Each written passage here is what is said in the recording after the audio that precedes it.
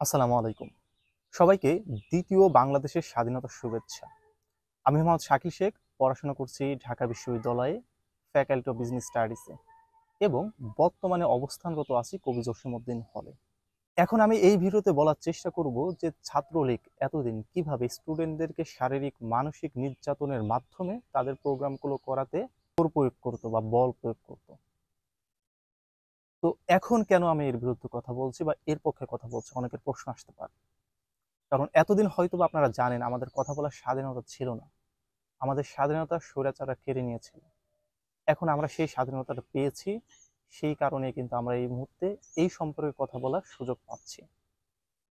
অনেক স্টুডেন্ট আমাকে কোশ্চেন করতে যে ভাই, হলে থাকার নেগেটিভ যে বিষয়গুলো আছে সেগুলো কি কি হতে পারে। আমরা হয়তো বা সেগুলো হাইড করতাম।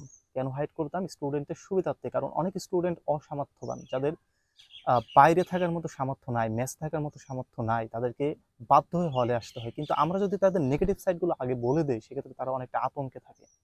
কি করাতো, কোন ধরনের শারীরিক মানসিক কোন ধরনের নির্যাতন ছাত্রলীগ চালাতো, এই ভিডিওতে আমি সেটাই বলবো। আর যারা এই বছর বিভিন্ন পাবলিক বিশ্ববিদ্যালয়ে চান্স পেয়েছো এবং যারা হলে উঠতে চাচ্ছ, তাদের জন্য একটা বার্তা থাকবে। সেই বার্তাটা আমি এই ভিডিও শেষে বলে যাব। যখন একটা স্টুডেন্ট হলে উঠবে, তখন হল প্রশাসন কোনো শুধুমাত্র সিগনেচারের কার্যক্রমই শেষ করে। তাছাড়া এইখানে হল প্রশাসনের কোনো হাত থাকে না, এখানে হাত থাকে একমাত্র ছাত্রলীগের। একটা স্টুডেন্টকে ছাত্রলীগ কোথায় রাখবে, কিভাবে রাখবে, কোন জায়গায় রাখবে, সবগুলো নির্ধারণ করে ছাত্রলীগ। ফার্স্ট ইয়ারে যখন একটা স্টুডেন্ট উঠবে, তখন প্রত্যেকেই রাখা হয় গণরুমে, যেখানে 20 থেকে 25 জন করে এক একটা রুমে অবস্থান করে। পুরো ফ্লোরিংয়ে তোশক বিছিয়ে তার উপর থাকা। এরকম 1 মাস না, 2 মাস না, 2 বছরের মতো তাদেরকে সময় কাটাতে হয়। এখন এই 2 বছর সময় কাটানো হলে তারা শুধু যদি গণরুম দিয়েই কি ছাত্রলীগ খেলতো? না, তারা বিভিন্ন সময়ে বিভিন্ন মানসিক শারীরিক নির্যাতনের মাধ্যমে ফোর্স করে ক্রিয়েট করে ছাত্রলীগের প্রোগ্রামগুলোতে অ্যাটেন্ড করাতো। যখন ফার্স্ট ইয়ার স্টুডেন্টগুলো গণরুমে পাঠানো হয়, তখন কিছুদিন তাদেরকে খুব ভালো মতো আপ্যায়ন করানো হয়, যে ঠিক আছে, নিজের ভাইয়ের মতো দেখা হয়। বাট কিছুদিন পর তাদেরকে ফোর্স করা হয় প্রোগ্রাম করতে। এই ফোর্স করানোর জন্যই নির্যাতনের একটা আতর্ক হচ্ছে গেস্ট রুম।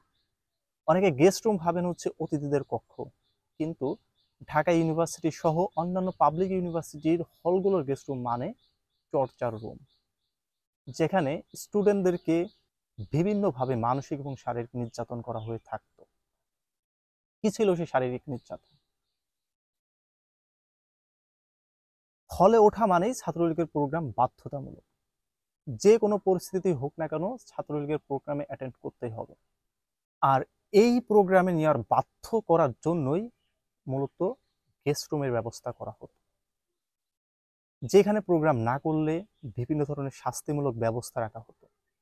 শাস্তিমূলক ব্যবস্থা হিসেবে হলের যতগুলো সিঁড়ি আছে সেগুলো গোনা, 2 মিনিটের ভিতর 10টা ভাইকে সালাম দিয়ে সেগুলো রেকর্ডিং করে এনে ভাইদেরকে শোনানো, মধুর ক্যান্টিনে গিয়ে 2 মিনিট জয় বাংলা স্লোগান দিয়ে ভিডিও রেকর্ড করে সেগুলো ভাইকে শোনানো, থেকে যাবতীয় গায়ে হাত তোলা থেকে শুরু করে যত ধরনের টর্চার করা যায় সব ধরনের টর্চার এখানে চলতো। অনেক অনেক আপনারা অনেক অনেক ভিডিও দেখেছেন, যেখানে স্টুডেন্টদেরকে গায়ে হাত তুলে তাদেরকে ফোর্স করে ছাত্রলীগ রাজনীতিতে ঢুকিয়েছে, ছাত্রলীগ তাদের প্রোগ্রাম করিয়েছে। অনেকে বাধ্য হয়ে হল ছেড়ে দিয়েছে এই নির্যাতন সহ্য করতে না পেরে। অনেকে সেমিস্টার লস গিয়েছে, অনেকে ইয়ার লস পর্যন্ত দিয়েছে। আমার কিছু বন্ধু আছে যাদের পুরো ইয়ার, পুরো 1 ইয়ার না, 2 ইয়ার লস গিয়েছে একমাত্র এই ছাত্রলীগের ফোর্সের কারণে। অনেকে পরিবেশের সাথে খাপ খাওয়াতে পারে নাই, অনেকে বিভিন্ন জায়গা থেকে উঠে আসা সুশীল সমাজের মানুষ, যারা কখনো যারা কখনো এইরকম পরিস্থিতিতে পড়ে নাই, তারা কখনো এই পরিস্থিতিতে খাপ খাওয়াতে পারে নাই। তার ফলে তারা আজ ইয়ার লস, 2 ইয়ার পর্যন্ত তাদেরকে লস গিয়েছে। এরপরেও তারা থেমে আছে? প্রোগ্রামে না গেলে টর্চার করা হতো গেস্ট রুম নামক একটা জায়গায়, ফাঁকি দেবে। এমন এমন এমন এমন ইতিহাস আছে যে ক্লাস, টিউশন এগুলো বাদ দিয়ে করতে হয়েছে ছাত্রলীগের প্রোগ্রাম। ইভেন আমার লাইফে আমি অনলাইন ক্লাস, আমি আমার স্টুডেন্টদেরকে অনলাইন ক্লাস বাদ দিয়ে আমি প্রোগ্রামে গেছি ছাত্রলীগের। কেন? সেখানে যেতে আমি বাধ্য ছিলাম, বিকজ আমাকে হলে থাকতে গেলে আমাকে ছাত্রলীগের প্রোগ্রাম করতেই হতো। প্রত্যেকটা স্টুডেন্টের হলে থাকতে হলে ছাত্রলীগের প্রোগ্রাম করা বাধ্যতামূলক ছিল।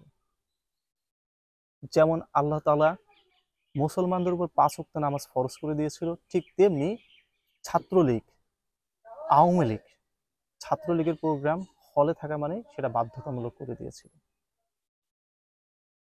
হ্যাঁ, এখন অবসান ঘটেছে সেটা। এখন ছাত্রলীগ নামে কোনো কুত্তা লীগ এই দেশে বা এই ক্যাম্পাসে আর কোনো অবস্থান নিতে পারে নাই এবং পারবে না। ছাত্রলীগ নামে আর কোনো লীগ এই বাংলায় মাথা তুলে দাঁড়াতে পারবে না। এখন সবকিছুই ক্লিয়ার, সবাই বোঝে, স্টুডেন্ট জানে কখন কোনটা কোনভাবে রুখে দিতে হয়, কখন বৈষম্য আসলে সেটাকে কিভাবে মোকাবেলা করতে হয়, ন্যায়কে কিভাবে সংগ্রামের মাধ্যমে সেই ন্যায়টাকে আদায় করে নিতে হয়, কিভাবে সহিংসতার বিরুদ্ধে যুদ্ধ ঘোষণা করতে হয়। ছাত্র সমাজ সেটা জানে।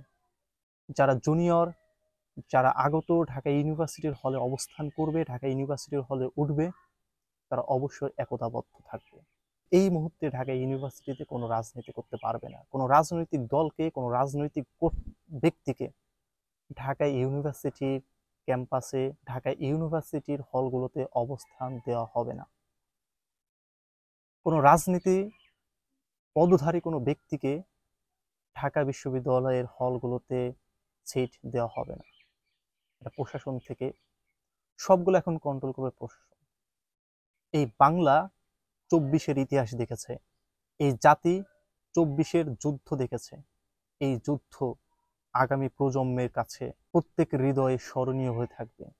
সবাইকে দলবদ্ধ থাকার চেষ্টা করতে হবে, তাহলে আমরা ছাত্র সমাজ যে কোনো পরিস্থিতিকে মোকাবেলা করতে সক্ষম হব।